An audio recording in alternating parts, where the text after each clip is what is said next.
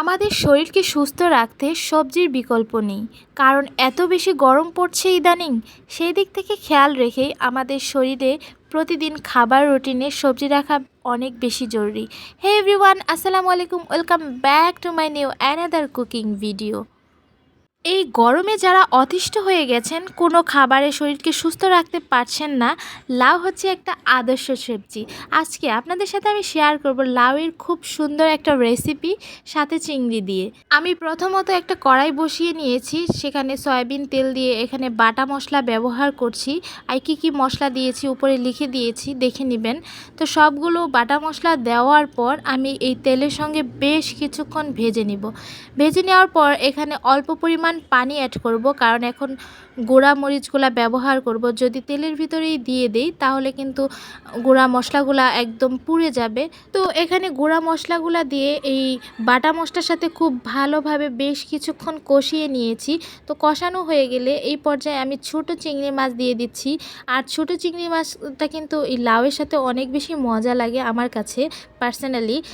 বড় চিংড়ির থেকে আমার কাছে কেন জানি ছোট চিংড়িটা অনেক বেশি পছন্দের।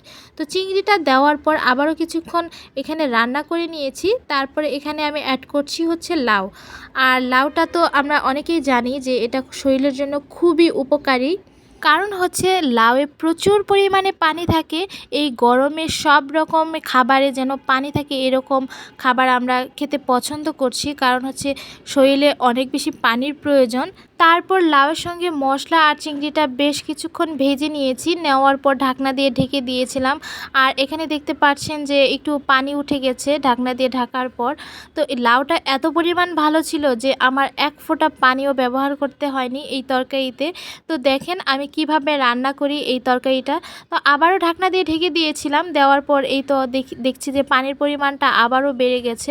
তবে আপনাদের লাউয়ে যদি একটু পানির পরিমাণ কম থাকে, আপনারা এই পর্যায়ে কিছুটা পানি ব্যবহার করতে পারেন। তো যতক্ষণ পর্যন্ত এই তরকারিটা না হচ্ছে ততক্ষণ পর্যন্ত একটু নেড়েচেড়ে দিব আর ঢাকনা দিয়ে ঢেকে দিব।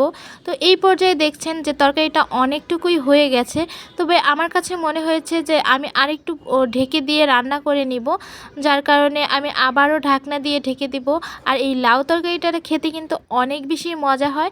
আপনারা কে কে পছন্দ করেন অবশ্যই কিন্তু কমেন্ট করে জানাবেন। তো এই পর্যায়ে লাউ তরকারিটা হয়ে গেছে। আমি লাউ তরকারিটা ফোড়ন দিলে আমার কাছে কেন জানি অনেক বেশি মজা হয়। তো এখানে আমি ফোড়নের পেঁয়াজ কুচি, রসুন কুচি দিয়ে দিয়েছি। দিয়ে দেওয়ার পর লাল করে ভেজে নিয়েছি। নেওয়ার পর এখানে আমি লাউটা ঢেলে দিয়েছি জাস্ট। তবে আমার কাছে এই ফোড়ন দেওয়াটা ভালো লাগে, আপনারা চাইলে এটা স্কিপ করতে পারেন।